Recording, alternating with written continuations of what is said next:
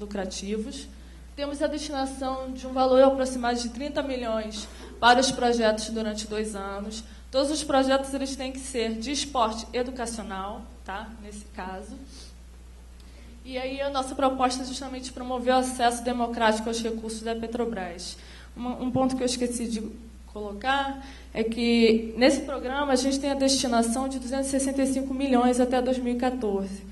E aí a gente inclui tanto recursos oriundos do benefício fiscal, quanto recursos próprios da Petrobras. Porque a Petrobras ela não atua somente com o que ela tem de obrigação legal ou de benefício legal. Ela vai além. Ela quer realmente ser uma empresa que acredita no esporte nacional, uma empresa investidora. Pode passar. Aí eu trouxe aqui, só para finalizar, alguns pontos críticos que, quando a gente construiu o programa, a gente percebeu aqui no cenário. O primeiro deles é a questão da concentração dos recursos. Eu fiquei muito feliz com a fala do secretário quando ele coloca que a gente tem que levar para os outros estados do fórum e tornar realmente essas discussões nacionais. E a mesma coisa acontece com os recursos oriundos da Lei Federal de Incentivo ao Esporte. A gente tem uma série histórica de concentração desses recursos aqui na região Sudeste. Então, qual a nossa proposta de ação? É justamente com a seleção pública garantir que esses recursos sejam democratizados em todos os estados da federação. A gente vai ter um critério nessa seleção pública que pelo menos um projeto de cada estado tem que ser contemplado.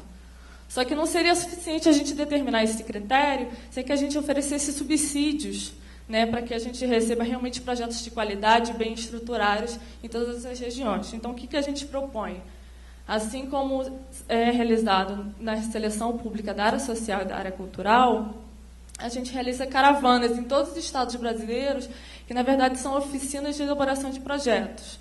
São capacitações nas instituições para que elas possam colocar no papel aquelas ideias ou aqueles projetos que elas, na verdade, já executam, mas elas têm dificuldade de colocar em desdobramento de objetivos, de ações, resultados, indicadores, metas, que é toda essa complexidade que a lei do esporte também requer, e o nosso modelo da Petrobras vai estar adequado às exigências dessa lei. Outro cenário que a gente percebeu foram que a gente tinha um monte de projetos sendo desenvolvidos, só que eram ações pontuais e isoladas. Então, a nossa proposta de ação é justamente atuar no fortalecimento dessas redes, promovendo a troca de experiências, promovendo a disseminação do conhecimento, a articulação desses atores para que eles possam realmente discutir políticas públicas nos municípios. E daí virar para o Estado e chegar nacionalmente. O terceiro cenário é a distorção no esporte educacional que a gente ainda enxerga, né? A gente tem aqui um modelo no país em que o esporte foi sempre considerado um dom de alguns, né, privilégio de alguns, e foi sempre levado pela perspectiva do esporte de rendimento. Então, o esporte educacional ele estava sempre subordinado aos interesses e objetivos do esporte de rendimento. E a gente ainda percebe essa distorção. Então, a nossa proposta é justamente trabalhar com esse esporte de formação cidadã, de inclusão social.